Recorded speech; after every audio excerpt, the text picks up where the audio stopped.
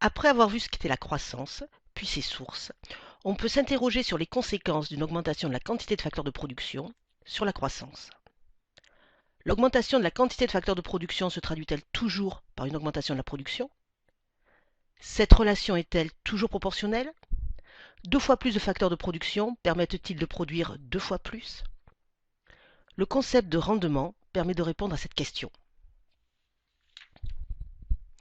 Les rendements mettent en évidence la relation entre les variations de la quantité produite et la variation des facteurs nécessaires pour la produire.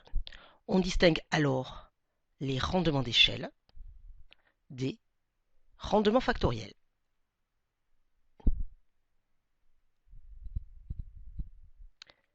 Dans les rendements d'échelle, les quantités des facteurs de production augmentent de manière proportionnelle.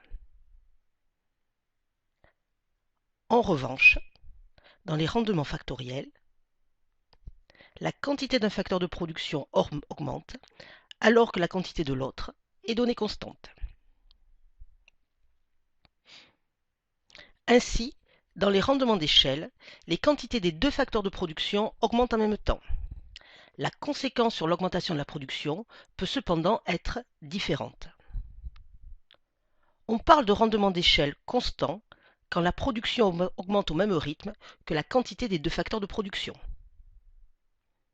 Les rendements d'échelle sont dits décroissants quand la production augmente moins vite que la quantité des 2 facteurs de production.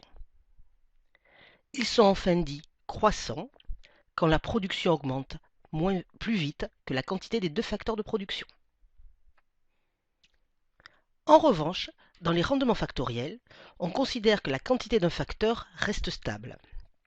Par exemple, la quantité de travail est fixée, seule la quantité de capital augmente. Les conséquences sur l'augmentation de la production sont aussi variables. On parle de rendement factoriel constant quand la production augmente au même rythme que la quantité de capital. Les rendements factoriels sont dits décroissants quand la production augmente moins vite que la quantité de capital. Enfin, ils sont dits croissants quand la production augmente plus vite que la quantité de capital.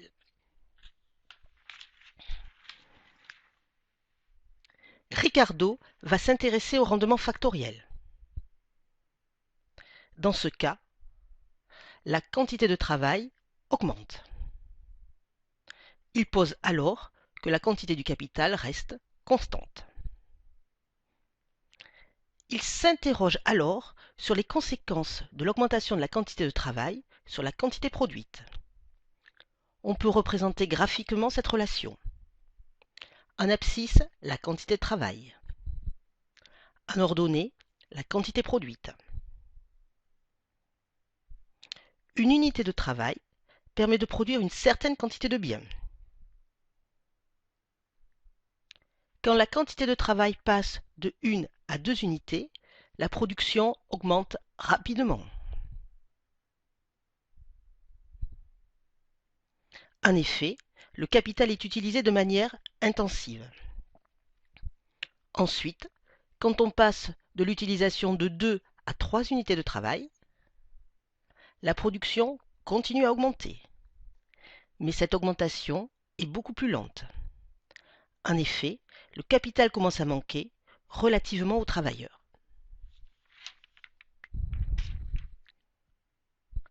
Peu à peu, l'augmentation de la quantité de travail entraîne une augmentation de plus en plus lente de la production, voire, à un certain moment, une stagnation. Car les travailleurs ne peuvent pas utiliser en même temps le capital qui est constant. Une partie des travailleurs n'a donc pas de capital à disposition.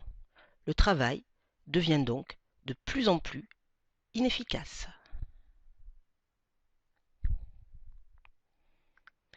On peut alors distinguer l'évolution de la production et celle de la productivité marginale.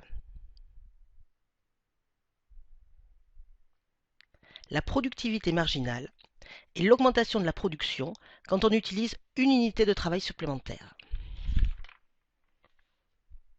On peut là aussi faire une représentation graphique. En abscisse, la quantité de travail.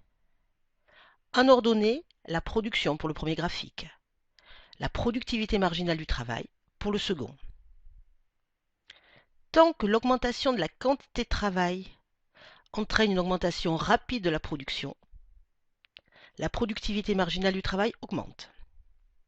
À partir du moment où l'augmentation de la quantité de travail entraîne une augmentation plus lente de la production, la productivité marginale diminue. La loi des rendements décroissants anticipe donc la stagnation économique, l'économie stationnaire.